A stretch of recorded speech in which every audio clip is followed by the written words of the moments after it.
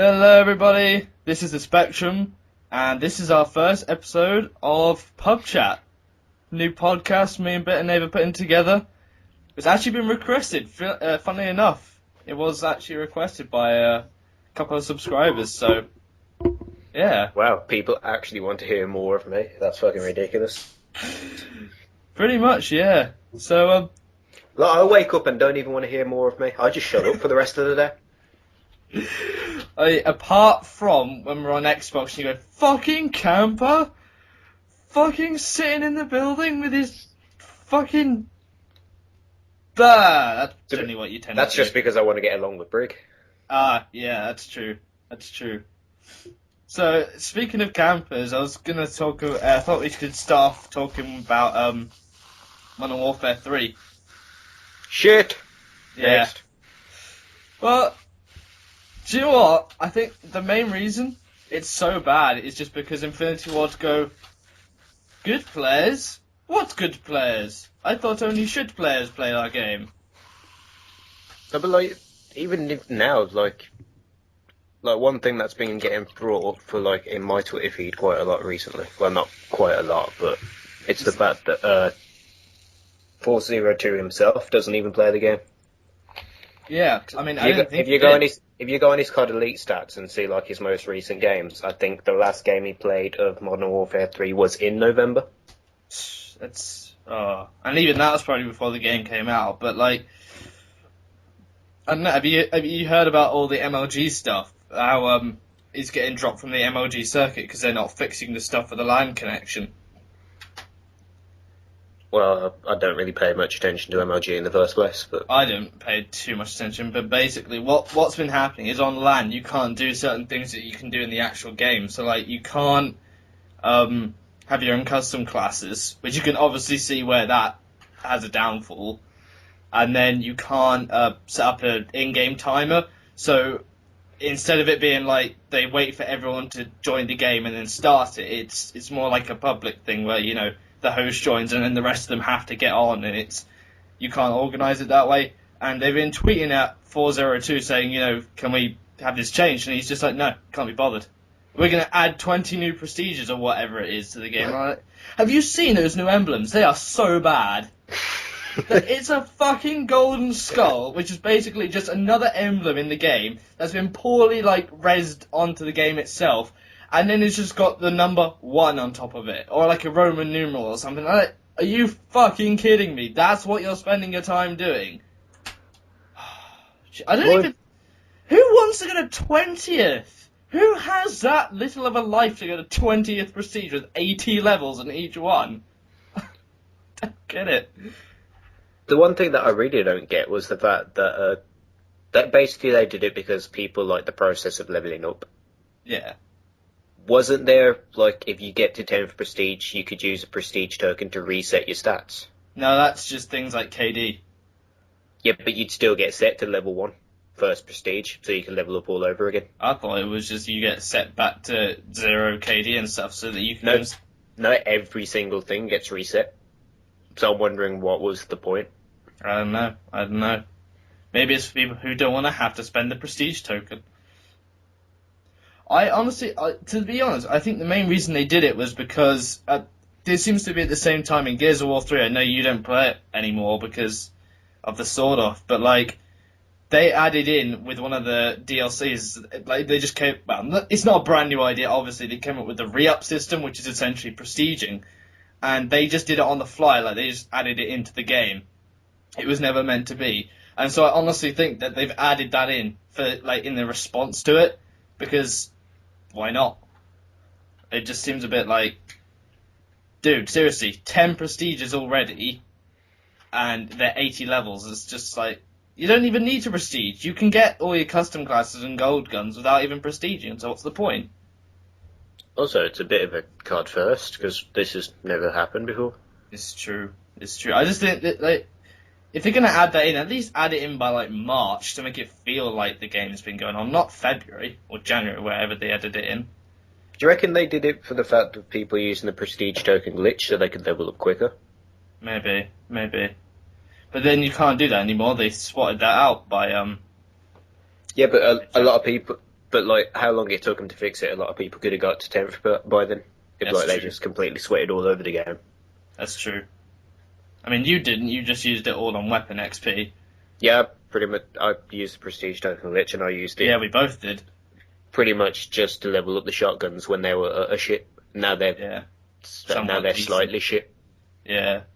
I mean, they're not bad. I mean, the first time I used a spaz with that, it actually got a kill, so I was quite surprised.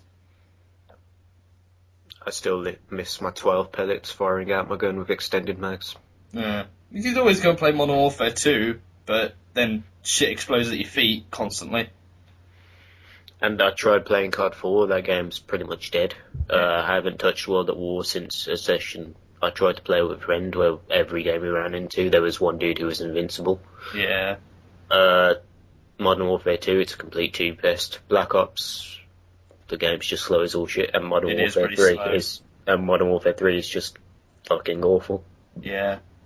I mean, I miss the days when, like, we had a full team of 6 at sometimes, and we just rolled into a game of Black Ops and absolutely crap on people. You couldn't do that on Modern Warfare 3. You couldn't. I mean, you'd win, but the amount of times you just get bullshit on would be so irritating. I mean, I don't think we've played as a team of 6 on Modern Warfare 3, have we? No, because nobody wants to play it. Yeah. Which is unfortunate. It turned out to be so crap.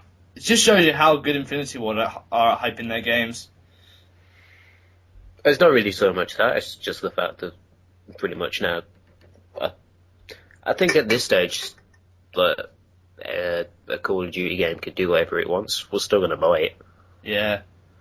Well, for the next few years, and then the alleged 720 will come out, and then whichever game comes out on that will be the new thing.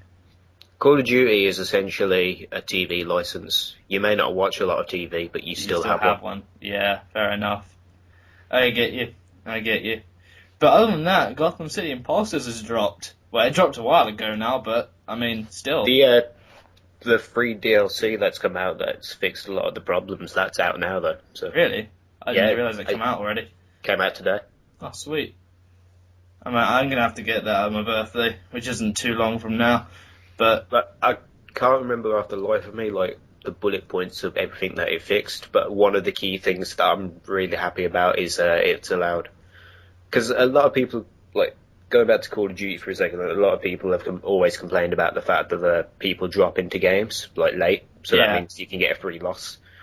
But that's basically to keep the game going, because it gets a bit like Halo, so, like, people back out, so suddenly it's 1v4, and then he backs out, and then the game's over. Yeah, that's so bad. When you're in a game, because you're low level, trying to level up in Halo, and you're against 2 guys who are good at the game, 2 guys who just don't move enough, and you're like, oh, for God's sake, why am I on my own? Reload my shitty rifle, and So basically, before this DLC came out, because there was no drop-in, so the person left, that was it. There was a team was stuck at 1 person down.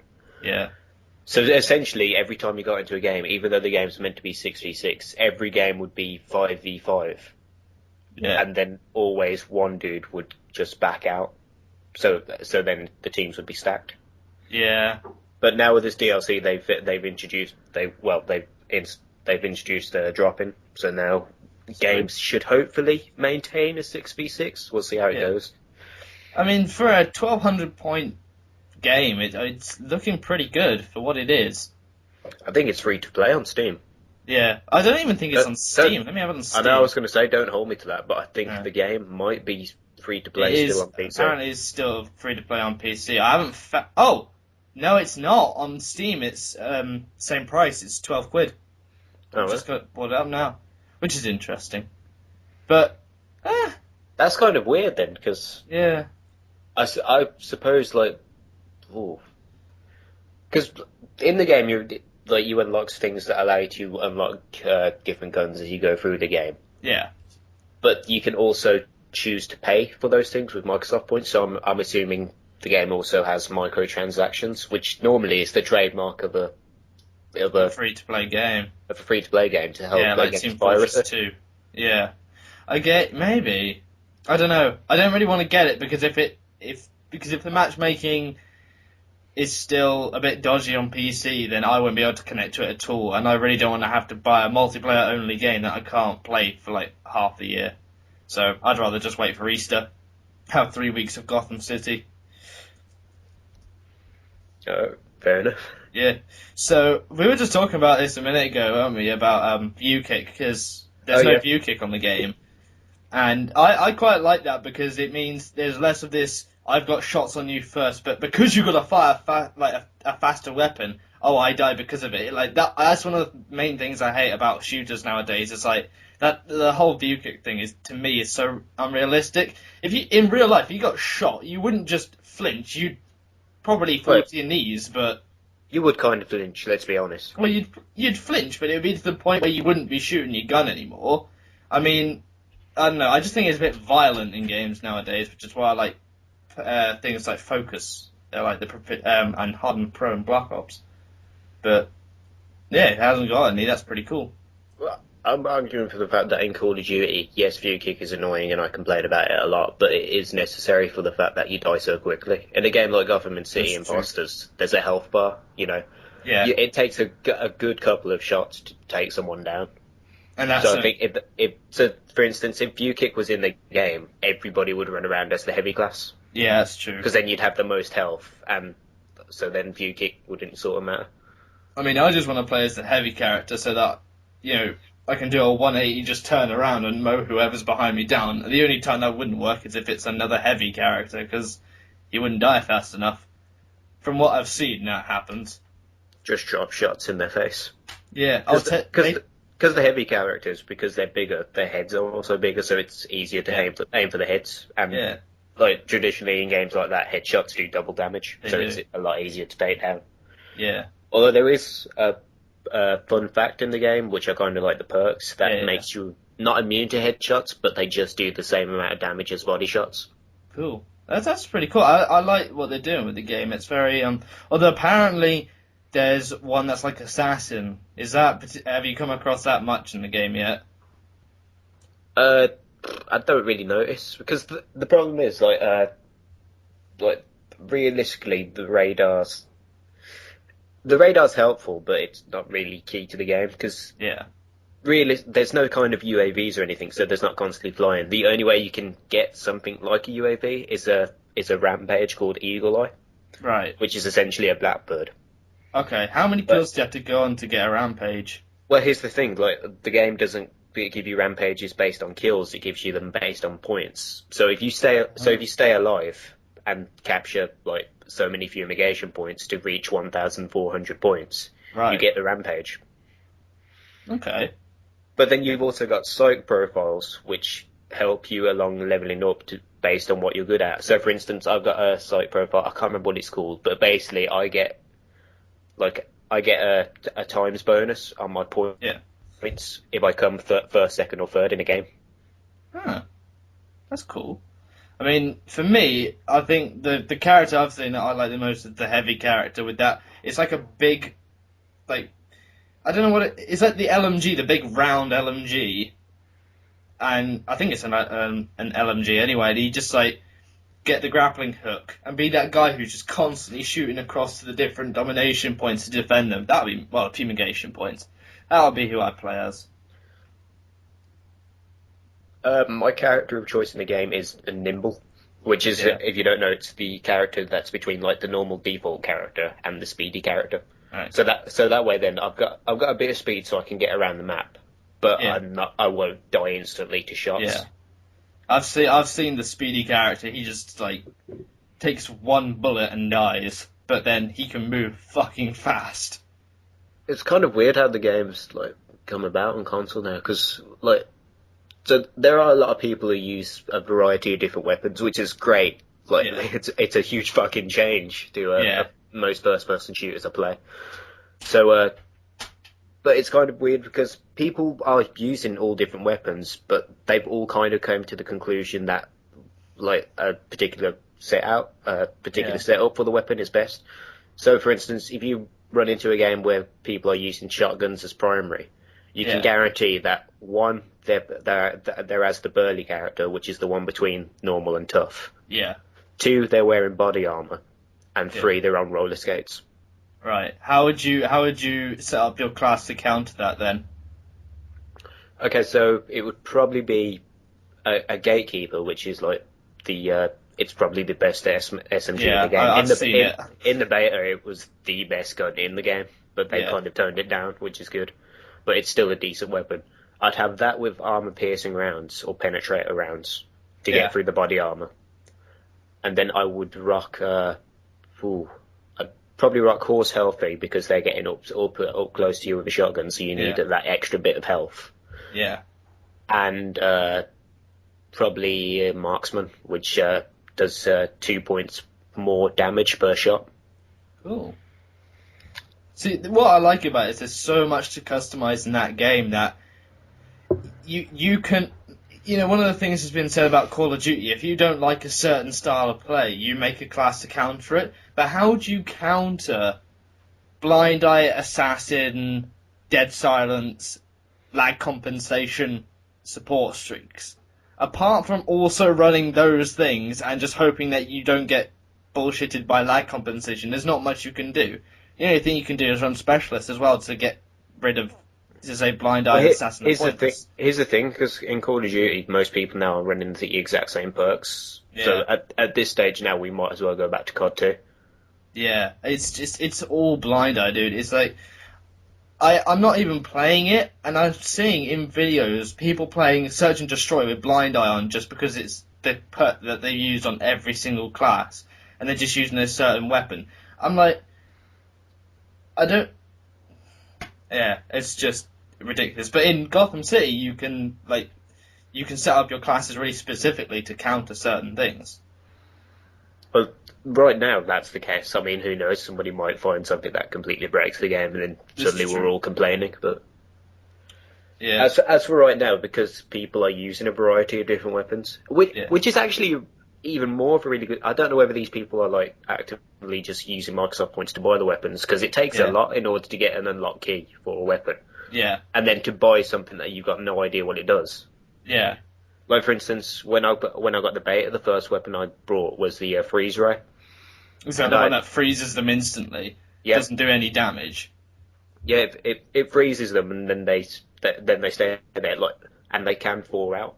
But so the main objective is either to switch to your secondary, in order to break them up, or go up to them and knife them, or if you freeze them mid-air, they just drop and then shatter. Because I know you can get a tomahawk thing, can't you? And that's a good thing. That's another good thing to have on a lighter, nimbler class, because then you can take out the tougher enemies with one fell swoop. It's harder to throw than a tomahawk in other games. Yeah, because there is a bit of a wind up. So like you aim it and then you let go, and then like half a second later you throw it. Yeah. It's just so then you can't just have like an instant reaction to like a panic tomahawk. Exactly. Yeah, because those get annoying, but they're so satisfying when you get them. If you're the one doing it, they're so satisfying, and then when you're the one who gets panic tomahawk, you're like, fucking tomahawk! I feel like I should probably go through my default class of what I use on Gotham City Imposters before, because I'm not saying somebody will ask, but inevitably somebody will, and then I'm going to have to watch this video, and I hate the sound of my own voice. So alright, go on then. So basically, I use the nimble character body, the nimble body, and then I'm not going to bother with like fucking custom clothes or shit like that. No, just the main important things. Yeah, so it's the gatekeeper that I use. Yeah, and it kind of depends on what attachment, because right now there's an achievement in the game for getting all challenges done with a weapon and getting all challenges done with a gadget. Right. So right now the weapon that I'm choosing to do that with, because I used it a lot in the beta, so I'm doing it with the gatekeeper. Yeah, I think it's dirty on YouTube videos as well. The gatekeeper, it's like it just looks so good. So that's my weapon of choice right now. But most of the time I do rock armor piercing on that, because a lot of people are using body armor. Yeah. And then my secondary is not a Desperado, Persuader, which is essentially the pump action shotgun of the game. Oh, cool. Because of course I'm going to use that. Yeah, you are going to use shotguns all the time. At least you can have shotgun secondaries in this game. I'm just saying. Yeah, and with my shotgun secondary, the attachment that I use, well, the weapon mod for that I use is armor piercing yet again. Yeah. Like, because, so armor piercing rounds and shotguns, like, if you shoot a person who doesn't have body armor, they do less damage. Yeah.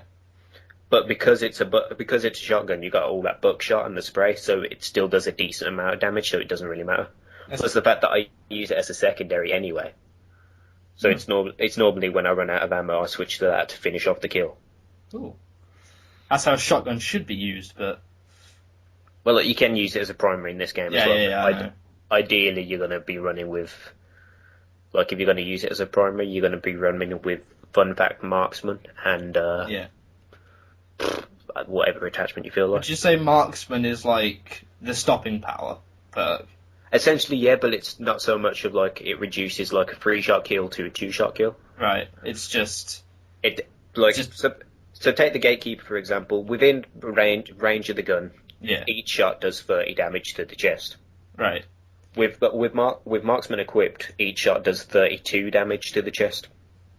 So it's not a huge difference, but it stacks up. Okay.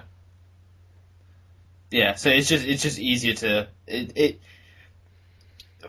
the reason I like games like this, it doesn't feel like shots are a grade of skill, because it's like in Call of Duty, every hit marker that is like a grade of health, if you see what I mean. Yeah. So 3 shots that's a level, and then 2 shots is a lower level and stuff like that. So I prefer this where it feels like you're doing more damage to people, but you're really not, if that makes any sense. Hmm. I don't know. It's just... One thing that I really do like about it is there's an air of, like, a tactical element to it, because you're not quite sure how much health a person has left. Yeah, that's something I actually like about the game, is it's not competitive, but it's tactical. Like, it's not just run around. Well, I mean, it is, because that's just how it's being played at the moment. But It's for me. I mean, there's no one sitting in corners or anything. I mean, you can't sit down in that game, can you? There's no crouch. There is, but there's no prone, which is the most important thing. Yeah. I mean, that's what they had in Battlefield Bad Company 2. There was no lying prone, so that you couldn't hide in bushes. And for some ungodly reason, they took it out and put, like, that idea out and put prone into Battlefield 3. I don't know why they did that. It's just a bunch of people now lying down, and with a flashlight on so you see them, and then you die because they can obviously see you first. It's like, why did you put that in the game? People like to troll. Yeah, exactly. Do you know what's funny though? I haven't seen like a bunch of people because I don't watch too many Call of Duty commentators anymore. I actually went through a massive unsub the other night, but I keep seeing. Welcome to my world, bro. Yeah. Obviously, I didn't unsub to Sandy Ravage or anyone like that. That's just uncalled for. But why the fuck would you? I don't know. But did you see his fucking Trailer Park Massacre video? Yeah. I watched it twice now. Holy shit! Yes. Don't you wish? Yeah. Well, you got a nuke on it. You got your first nuke on Trailer Park, so. That's true. So, yeah. Not to discredit from the man, but Trailer Park is a fucking easy man. It is. It's so. I actually like Trailer Park. You just stick it. It's like Scrapyard, but it doesn't suck. But what was it? Yeah. So what I normally see now in comments, not so much anymore, but like there are a lot of people saying, "Play Battlefield 3, play Battlefield 3." And what's frustrating is, even though Gotham City is getting quite popular, there's no one saying play Gotham City Imposters. Well, it's not like... It's kind of like, because, like, if you've noticed with a lot of channels now, it's kind of becoming the replacement for Modern Warfare 3.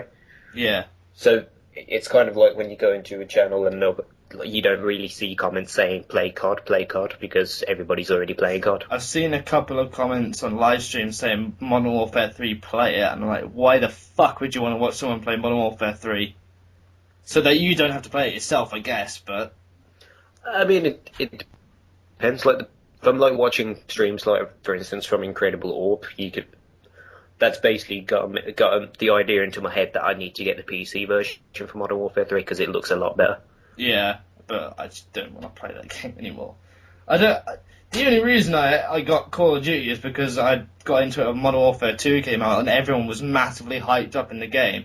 And Modern Warfare 2 had that status of, for a lot of people who've played it, especially in the UK, it's that game that all your friends are playing and all your friends will be talking about it all day, and you get home and you play with your friends all night and not try and be the best in the world, but you try and best your friends at that point. And I don't know, it just has a status that the other Call of Duty games don't, apart from COD 4, I guess. But, yeah, that's my take. Yeah. But it's just good not to see people begging for Gotham City, and it's just remaining a fresh game right now. Unlike Battlefield, it's like, dude, seriously, you want to go from one modern-day shooter game to another modern-day shooter game that has pointlessly over-the-top graphics, a bunch of people lying on their bellies and nothing happening for half the fucking game. Are you serious? One thing I will say for like most Battlefield videos I watch, they're pretty boring because normally it is a gameplay. Yeah. But if you go on YouTube and type in Operation Cry More, Alright. I'm actually gonna watch this right now. those videos are funny as shit because the other dude who makes them has done a bunch of them. Okay. And essentially, like, most of the time now, he's spending most of his time getting road kills with jets. Operation Crime War. Okay, I'm gonna have a watch. Okay. This makes for cracking listening, by the way. You watching a video while I sit inside and waiting for you to finish I'll watching try the video. Okay, he's got a.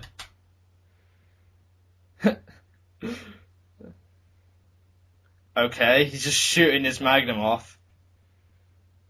Yeah, he's making a retard magnet.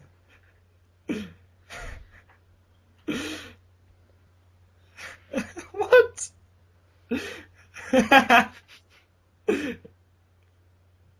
That's really good. And that man does a ton of videos exactly like that in Battlefield. Let's see, videos like that for a game. Well, that's so like, what Battlefield, most people take it, I'd say, a bit more serious. Yeah. I think that's generally what it's meant to be. It's meant to be a bit more of a serious. Yeah, it's meant to be a more serious game, but people would like to think that they don't take it as seriously as Call of Duty. But they do. I don't know, it's just, the thing I have about Battlefield, I like the game. I mean, it's not something I play constantly. I like the game, and I think it's probably a lot better on PC, but for console, it to me is just, right, the whole thing with the lens flare, so you can see people across the map when they're just sitting in a corner with a sniper, that's nothing new. That has been done before. The only difference is that it's a bit clearer. Like, when that came out, Epic edited that in to Gears of War 3 in one day. So they spent years developing this Frostbite engine so that the lens flare will show up from a long distance, and Epic did it in one day. I don't think they only did it just to make lens flare. Be fair to them. That's true, but that's one of the main things that people go on about. It's like, oh, the lens flare. It's like, dude, seriously, come on. And I mean, it's in Call of Duty as well. It's just not in the multiplayer. It's in the single player. So I don't know. It's in the single player at certain points. Yeah, I don't. I mean, I like Battlefield. Don't get me wrong, but in terms of it being the best game at the moment, it's really not. It's the same thing as Bad Company 2, but with slightly nicer graphics, and graphics don't necessarily make a game. Unjet. You can't really claim any game right now to be the best game. Skyrim. No. Yes. It's a game you enjoy playing, but it doesn't necessarily make it the best game. Yeah, I know what you mean. I do get you, but Skyrim. No, I've just been playing it a lot recently. But I'll just sit here and continue to scream Alan Wake's American Nightmare then, shall I? You talk about that then. You talk about that. Game is fucking awesome. Okay. There is literally nothing more that needs to be said. Because American Nightmare, it's basically an arcade version of a game that came out a while ago, and the game was just called Alan Wake. Right. And essentially, but I'll go through that game because it's older and it does kind of set you up for American Nightmare, because American Nightmare is really short, so basically if I say anything about it, it's a spoiler. Right. So basically, you play as a writer called Alan Wake, and Okay. I'm going to spoil the game anyway. You go through the game playing the actions that Alan Wake is writing in like the real world. So as he's writing, you're essentially playing the book. They're playing the book he's writing. Right. But it's not exactly like that. Like I don't know. It's the idea. The idea is it's not exactly survival horror. I wouldn't call it horror at all. It's kind of like more psychological thriller, Okay. if you could even call it that. I've got no idea. It's kind of like in the grey, like in the Venn diagram of genres. It's in the grey like area of the circles in between. If you get what I mean. Yeah. I think I see what you mean. I think I'm following you. I guess if people really wanted to know what it was about, they'd have to go and play it themselves. Yeah, and like you can go like the trial for American Nightmare. I think it kind of sets up really well what happens in the game. Right. And I wouldn't say that you need a vast majority of like the previous Alan Wake game, because it kind of gets explained through like, because the collectibles in the game are called manuscripts, which are essentially pages of the book. Okay. Of the book that's been in the case of American Nightmare, it's a TV show that's getting written, Okay. and then you're playing through the TV show. Yeah. And like the really great thing about it is they kind of got the voice. Do you know the voiceover guy from the Twilight Zone who's got that really like strange voice? No, but do continue. Well, the people who have seen the Twilight Zone will know this voice, and it's the dude who does the narration when Alan Wake isn't talking is that guy. Right. That's cool. Oh, Because the TV show that he's writing for, I can't remember what it's called in the game, but the way they set it up is it's essentially near enough exactly like the Twilight Zone. But basically, if you love the Twilight Zone, you'll love this game. Okay. So, have you seen anything about Darkness 2? That's been really hyped up recently. I've seen that it's shell-shaded, and because of the tentacles, I can't help but think this is basically what would happen if, in the Ultimate Spider-Man universe, if Venom went completely out of his mind. Fair enough. I never played Darkness 1, but it looks kind of cool. I'm more excited about Guild Wars 2, the beta. A lot of people talk about that. I've got no idea. I didn't know about it. Then the Yogscast did a video on it, and then I thought that looks pretty cool. My friend at uni is like, he's trying to get me into World of Warcraft, and I'm like, no, I don't want to be complete. Smear your shit in his face. He also likes Modern Warfare 3. Smear your shit in his face, and then make him crap himself, and then get him to smear his own shit in his face. As bad as this sounds, we spend our time in lectures like trying to figure out. No, not trying to figure out. Arguing is the better term. Which are better characters, Skyrim characters or World of Warcraft? But yeah, so I saw Guild Wars 2 and I thought that looks pretty good. And then another friend of mine signed up for the beta, and I was like, oh, let's just have a go at the beta. And yeah, I'm quite looking forward to it. Actually, now I've had a look a bit more of the game, and it looks pretty fun. So, what's it about? Well, I don't know. It's like if you take. It's just an MMORPG. So if you take, I don't know, say. So not generic at all. Then that's great. Yeah. I mean, if it's something, it looks as if you take World of Warcraft and Skyrim and mix them together, and then add a bit of Star Wars: The Old Republic in, and that's what you get. Just wait for the Fallout MMO. Is there going to be a Fallout MMO? It's because basically the company Interplay, who originally made Fallout 1 and 2, yeah, like they were going out of business, so they sold the rights to Bethesda to make Fallout games, but Interplay retained the right to make a Fallout MMO. But the idea was they had to do it within a certain time, and now like there was like 2 agreements in the contract of how they did that, and neither one of them they've not like dealt with either one of them. So now Bethesda has the rights to make a Fallout MMO if they so choose. So it might happen, it might not. The only thing I see with that is Bethesda, while they make some really good games, they're not. If they were online multiplayers, you get frustrated pretty damn quickly. The amount of glitches the game has in it, especially from the start, is. It's quite a trait that they have. I wouldn't say it's any different. Yeah. And most of the time with MMOs, the whole point is it's massively multiplayer online.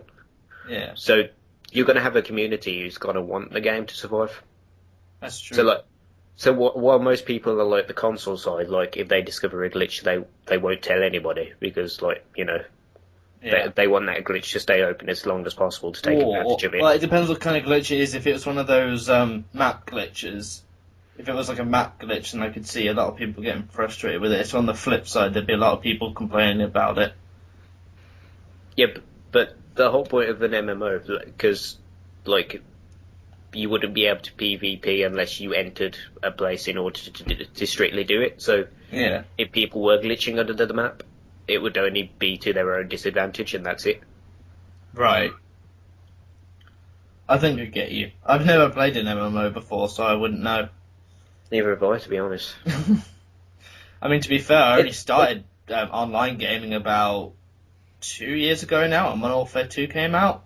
MMOs, it's kind of that thing of I take the piss out of them, but I can see how addicted they are. So yeah. I purposely avoid playing them because then that would be it. Yeah, I mean the thing is, if you take a look at like trends in gaming, it's World of Warcraft, StarCraft, and Call of Duty, and a bit of Minecraft. If you think about it, trends in gaming, it's World of Warcraft and anything that Zynga Games puts out.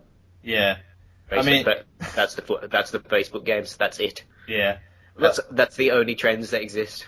There are no other games. Okay, but okay. So you gotta admit, if you have a multiplayer game, it becomes not too addictive. Like you can put it down because it often pisses you off, but like you go back to them, right? Whereas RPG games are also like addictive as well, like things like Pokemon, things like Oblivion, Skyrim, Fallout, and all that. They're addictive because you constantly have stuff to do.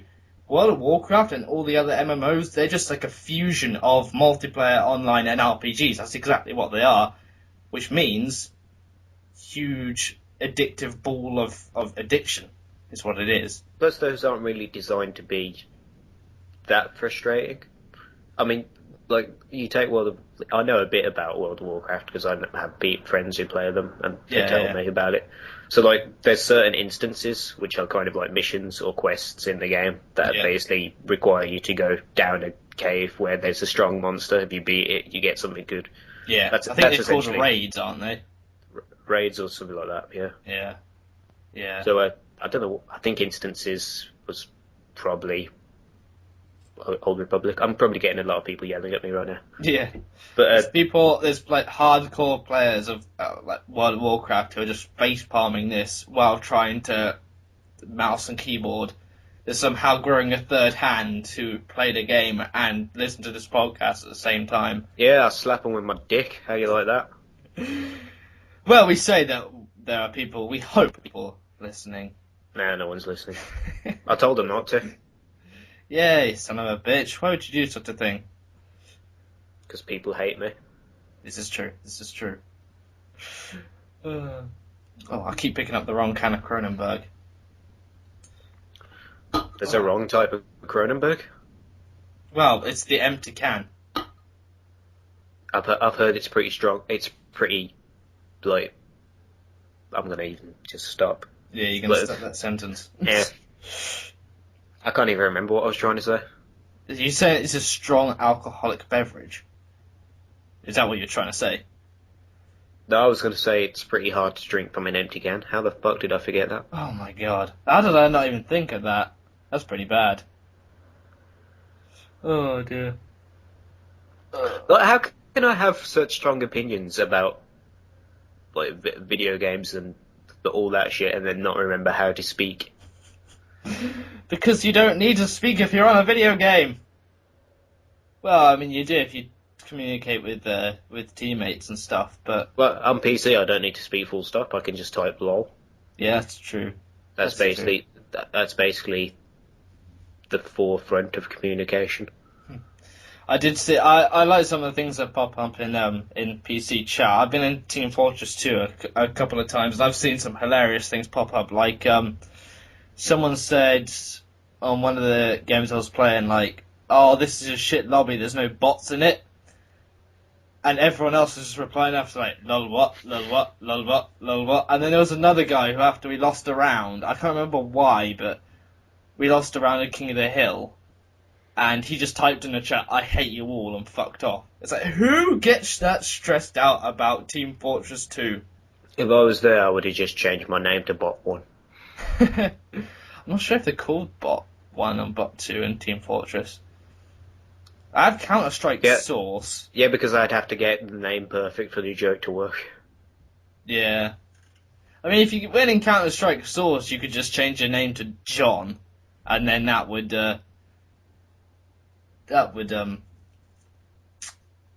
work because they're just like generic names in Counter-Strike Source. So you could get dominated by a bot called Barry. Yeah. And the only reason I know this is because if I want to play Counter-Strike Source, I have to play it in my own server. Forever alone. Because I can't connect to any online servers, so I have to play it on my own against bots who are better than me. How bad is that? Genius. I know. It's on the easiest setting as well. They just sort of stand there and then get a headshot with a pistol, and then when I watch my teammates playing it, they're shit. It's like, how could you be this guy? So it's exactly like playing online then? Yeah, that's true. That's true. Why is it you always get paired with the bad teammates? Why does that always happen? I don't know. I think it's some kind of like I think games like they study your stats a lot closer than everybody thinks. Yeah. So if you do any form of resemblance of doing well, you just get put with terrible people. Yeah. I mean, that's why I've been trying to lower my KD on I've been trying to lower my KD on Gears of War 3 because it does actually tell you that it reads your skills, and my KD on Gears of War 3 is surprisingly high compared to what it should be. And I've been I know when I start playing, I think my win-loss was above a 10.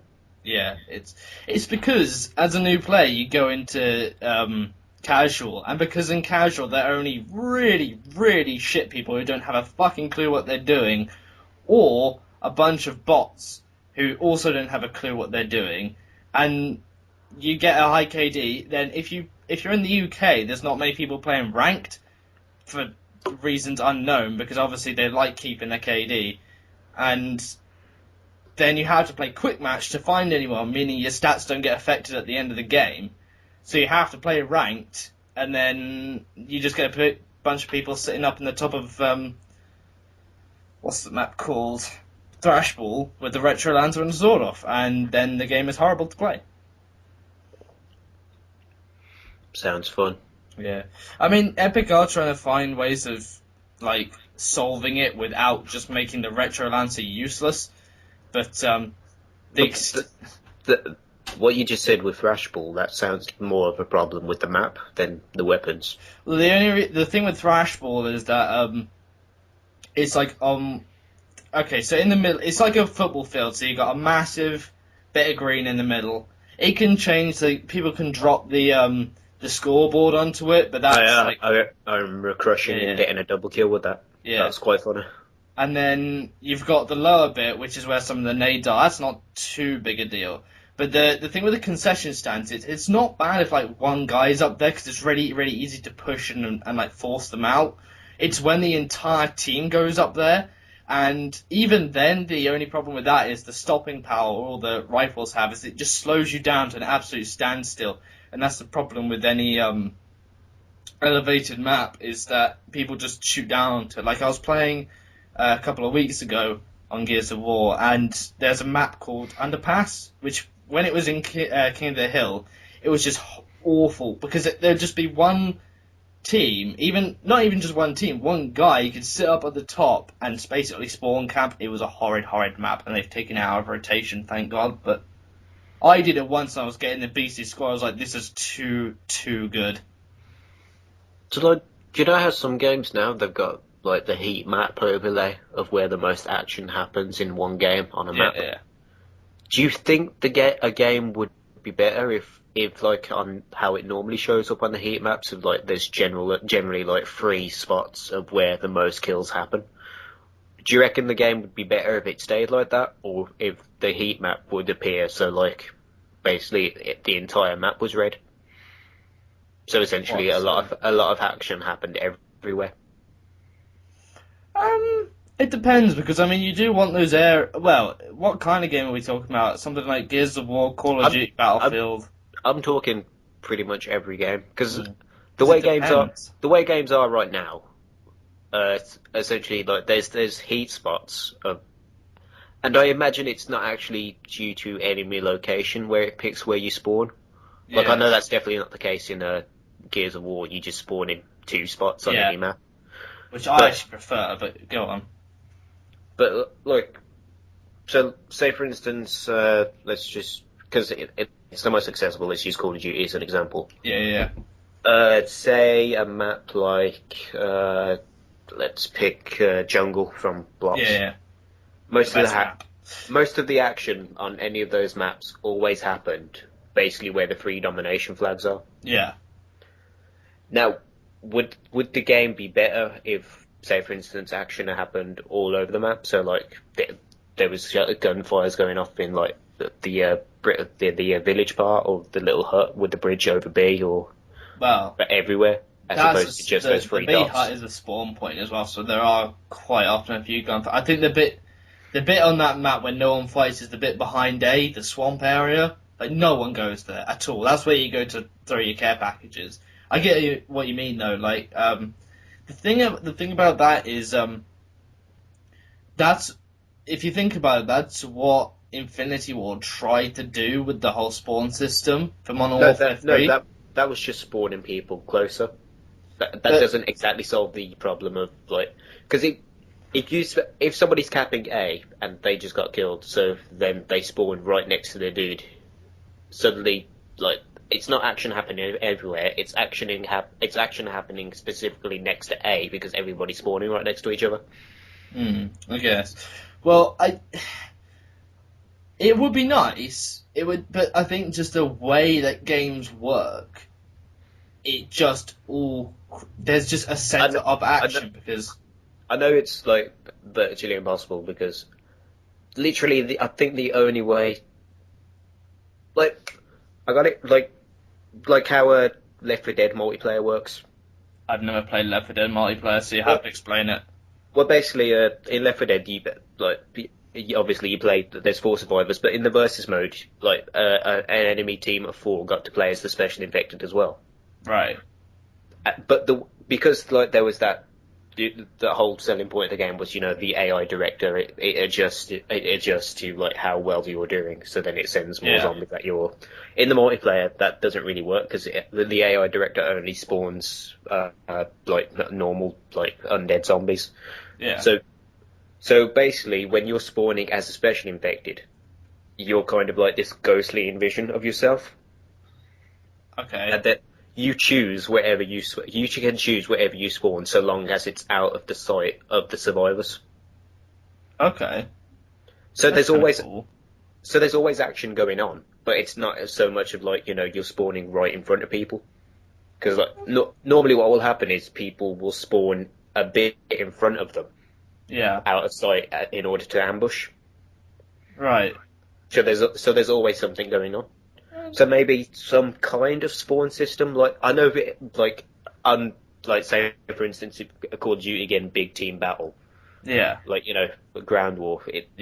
Something like that's not going to work. But like 4v4 games, I think a spawn system kind of like that would work really well because then there's always something going on. Yeah. But then like it's not creating a spawn system isn't that big of an issue. But I think then the problem is then I think the maps would have to be a bit more open, because then people could just like crouch behind a spot and spawn right there and, oh look, I'm here. But Yeah, I think the other problem is if you put that on a map, say like Dome, there are moments on that map where the entire map must be covered by line of sight, because you could sit in that C-Dom bunker in a corner and see the entire room. So you wouldn't be able to spawn down there. There could be a guy sat in the building, meaning he could look at the entire room. So you'd have to spawn somewhere outside, and then just as you spawn outside, there's a stealth bomber. So yeah, but the reason why it worked in Left 4 Dead is because there was always an objective to go for. So Yeah. obviously a spawn system like that wouldn't work in like a TDM based game. yeah, but it would work in say like Domination. Yeah, because Same. there's always an objective to go for. It would work in like CTM. I think it would greatly like. Not actually, no, because then people would be able to spawn right next to the enemy flag. It sounds like a good idea, and I see what you're getting with it. But the problem is that I don't think the first thing. You've got to remember, this is Call of Duty. It's full of kids who play it because they think they're cool and they don't play the objective, right? They just run freely around the map, don't give a shit about flags, right? That's the first problem, because then they'll, the other thing is people don't want to have to think about where they're going to spawn when they actually spawn in. They just want to spawn and get on with it. Some people do. A lot of, more vocal players, they care about where they spawn, but a lot of people just want to get in and get back to the action. They don't want to have that screen in between them spawning and, them dying and spawning. They just want to get back into it. That's why I don't think Battlefield is as popular as it could be, because, you have to wait for the timers to go down, then pick your spawn, then go, and etc. Yeah, but see, even in Battlefield, like you get to pick your spawn, and like it's kind of like a general area. But let's face it, nobody really thinks about it. They just repeatedly press A, That's true. or like repeatedly click or whatever. And I guess the minute you do that, you spawn on the guy who's about to get shot, and that always sucks. But like if that happens to you, you never learn the lesson, because then right after that you're dead, and then you're still clicking because you want to get back into the game. Yeah, So that's true. I don't know. It's an issue. Spawns are an issue. I mean, the best thing you can do is just make sure that people don't spawn. Like bizarrely, the best way I've ever heard of a spawn system being explained was by 402, and he said you should never spawn in front of the enemy. Yeah. So like maybe that's a way to improve CTF. Now that I think about it, is like, well, probably not. I don't know. What, the choosing where you spawn thing? Well, no, because I said like there's the issue of like because the whole reason why CTF is like pretty dumb most of the time is because people will always spawn right next to their flag when they're killed. Yeah. So it's the matter of like grabbing the flag, then trying to get out of there, because you're killing people on the way in there, but then they're still going to spawn behind you when you're running away. Yeah. I don't know. I haven't really given the spawn systems too much. I just don't want to have people spawning behind me. I just think it sucks that if you kill someone, I don't think they should have the right to just get an instant kill back on you. From what it feels like with the spawn system they came up with for Modern Warfare 3, up until release they were saying, yeah, you don't spawn in the action anymore. And then on release day it's like, oh, actually you do. You spawn so far in the action, you are literally within melee distance of an enemy. I think the thing that they've done with the whole, like, the death chat thing, when you can hear people raging over the death cam, what they've tried to create is it's kind of like We're All Friends paintball game, where like no one's hostile. Everyone's like, oh, you got me when they die and all that. That's what they think the game is. They think it's just a bunch of people who are friends and playing together and having a great time. It really isn't. It's like chat roulette, but you shoot people. Actually, yeah, I'm going to take that back. I was going to say I've not seen a lot of dicks in Modern Warfare 3, but I kind of have. Exactly. And it's just, I don't know. It's just a bit of a train wreck, to be honest. But we've talked about Modern Warfare 3, so We dug that shit into the ground. yeah, And I was quite happy to just leave it with it's crap, and that's it. yeah. But I must talk about these things. I have not had the chance to vent. I have not had a usable gameplay for months. Mainly because I don't play. Oh, we did play as a team of 6 one time, didn't we? Remember at Christmas, and we had. I think it was you. Oh, that's when I was slugging. Oh no, but we had the slug games, yeah, and that's when Vibes actually got on the Xbox. And then there was another game we had at Christmas when we had like Briggs's mate, and I think one of your friends as well came on, the really good guy, and I just sat on the rock in Village and pretended I was good at the game, and then sat in a building on Bakara and got a Pavlo and stuff. Yeah, it's a good time. No, I'm going to leave it there. I'm not going to say anything more. Why do you think people keep going back to Modern Warfare 2? They've got hard on for explosions. Well, the thing is, a lot of people admit that the game is really, really dumb. It's like Painkiller, Marathon Lightweight Commando, Noob Tubes, the sniping's ridiculous. It's not so much that it's like overpowered, it's just there's so many people doing it gets irritating. But yet, people still go back and play it. Like, Sandy Rarridge just plays it not religiously, but, he plays it a lot. You've been back to it a couple of times, haven't you? Yep. And there's other people I know who go back and play it and just play it religiously. Do you know what I think the reason it's so popular compared to the rest of the Call of Duties? The dominant air support. Because COD 4, okay, you got the chopper, but that, it's not as good as the next. It's because kill streaks actually kill. Yeah, because well, admittedly, people don't like it when they're getting shat on.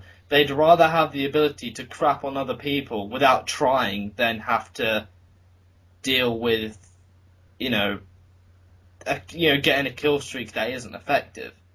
And I think that's where it's lost. Because let's face it, that's the only reason Call of Duty is special is because it was the first game to have kill streak rewards in, or at least, things like that. Well, it was the first game to have a leveling up system as well. And perks. But after that, perks are things that do appear in other games though.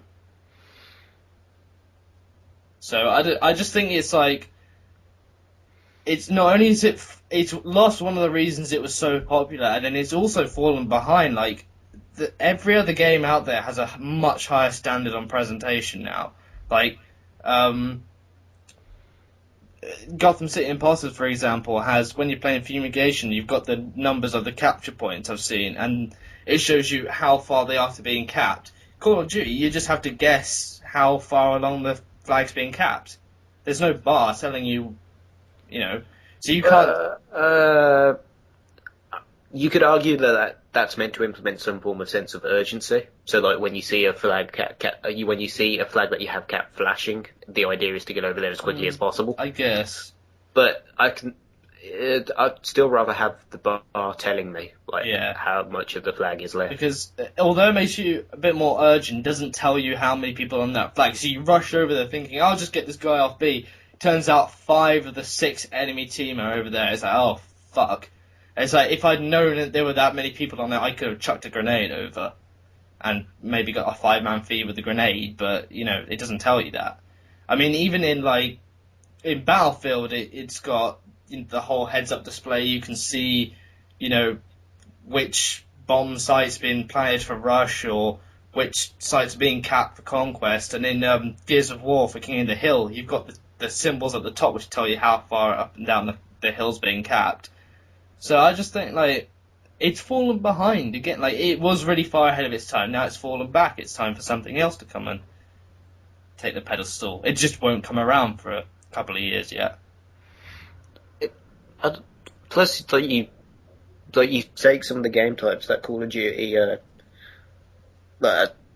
Domination was basically a variation on the whole territories type game type. Yeah. And it was probably one of the better versions of territories we've ever seen. Yeah, it is definitely. But now most other games are doing that better as well. Because again, you take Fumigation and Gotham City Imposters. Yeah, It's domination, but tug of war. yeah, I've seen it. I think it's brilliant because then you can have a comeback, can't you? It's not just if you reach 150, it's over, basically. Yeah. So then the idea is to, because it's a tug of war. Then if you want to win, the idea isn't to hold 2 flags and spawn trap them. The idea is to hold all 3 flags. Yeah, which I think is pretty cool. Because then it also keeps the game fun, because then you're not just watching a hallway. That's true. That's true. I actually really, really want to get this game. I just have to wait a couple of weeks. I have to wait until March. Actually, I have to wait an exact month until I get home, and then I have to wait about a week and a month before I can actually get it. Yes. I'll just be playing a ton of American Nightmare until then. Fair enough. How's the recoil on the guns, actually? I can't really tell from watching people play, because obviously they could be controlling it, but... There is no recoil. Good. The guns are based on like a kind of a spread of their own. Right. So you're aiming down sights, but it's not exactly like laser. Like bullets don't hit exactly where you're aiming. Well, the first shot does. Yeah. But basically, when you're aiming down sights, it's basically reducing the hip fire reticule. Good. I like that idea. So they're spread within the gun. Yeah. But it's not based on like the gun jumping all around. Yeah. Which it keeps you accurate at the same time. So then, like, because you take a gun like the UMP in Modern Warfare 2. Yeah. Like it's powerful, and yeah, it's really good to use, but it kind of jumps all over the place, and then bullets. It does. Yeah. Then bullets like go wherever the iron sights are. Yeah. Which I guess you could say it's meant to be how a gun works, but Gotham City Imposters, the idea is it's arcade. Yeah, that's true. It's not really supposed to be. Although I've seen some pretty realistic looking guns on there. There's one that I think was in World of War. I can't remember what gun it is. It's like a single shot weapon, but I don't remember what it's called. There's a lot of guns that are based in realism, like the Jackhammer, for instance, which is a light machine gun, which is essentially an M40. Oh yeah, I think I've seen that. Or an M60 or whatever it is. I think I just like the beginning one, which has got like the dial on it. I don't know what it's called, but it's like it's an LMG that's got a little dial on it, and it's a big round barrel looking thing. I actually really like the look of that. I think that's an assault rifle. Is it? I have no idea. Does it hold 20 rounds? I've no clue. I haven't been paying that much attention. Well, like, the first weapons that you get for like when you first get the game, like when you first fire it up, like there's your default classes, and the first default class, which is then also once you unlock custom classes, which is like the only 2 weapons you can use, is an assault rifle and a rocket launcher. Okay. I've seen the Partisan. The Partisan looks pretty cool. 3-round burst gun. Mm. Actually, quite interested to play it, but I have to wait for a bit. I might make some videos on that. Give me something to do. The only thing that sucks is that when my year at uni finishes, I'm gonna have to go back to my crappy upload speed. But at least you'll be able to play games. This is true. I mean, it's not too bad. It's just it seems to struggle at times, my internet connection. But yeah, I mean, even now, like with the Skyrim Let's Plays I'm putting out, the Thieves Guild and the Dragonborn, because I can now put them into higher resolution because of my PC graphics, etc. It's now taking a long time to upload them. So, I think I've lost the advantage of having a fast internet connection here, to be honest. But just start. Are you still uploading at 720p, or have you gone up to 1080? I've rendered it in 1080, which may explain why. Don't do that. 1080 on YouTube, it's not true 1080, it's essentially 720 upscaled. Right. Because it's not necessarily taking a long time to upload. What seems to be happening is you click upload and it just doesn't upload, it just gets stuck. And just stick with, like, you can record at 1080, but just stick at 720. Yeah, I'll have to sort that out because it is what it is. Because I'm having to use a Windows Movie Maker right now, just so that it's because the weird thing with the Roxio software, if there's a break in the video, it breaks the audio, and so the way Fraps works is it records in like 3-minute files, so you just get like a bunch of different files that you put together in a line. So you can imagine every 3 minutes there'd be like a break in the audio. It would be the most fucking irritating thing in a Let's Play. So I decided not to do that. I wanted to get Sony Movie Studio 11, which is pretty cheap now, but that did not happen. I also wanted to get a hot pod for my birthday, and that didn't happen either. My dad's getting me a Scuf gaming controller, the one that Sandy Ravage has got, which you have to get imported from America at the moment, but it's pretty damn awesome. I'm pretty sure it's based on the COD 4 Blue Tiger camo, but probably isn't. It's probably just me seeing too much into it. Alright. Yeah, okay, so we've hit the 1 hour mark now. Think we should wrap it up? Yeah, I think so. Yeah, until we just ramble on about complete crap. Okay. Okay.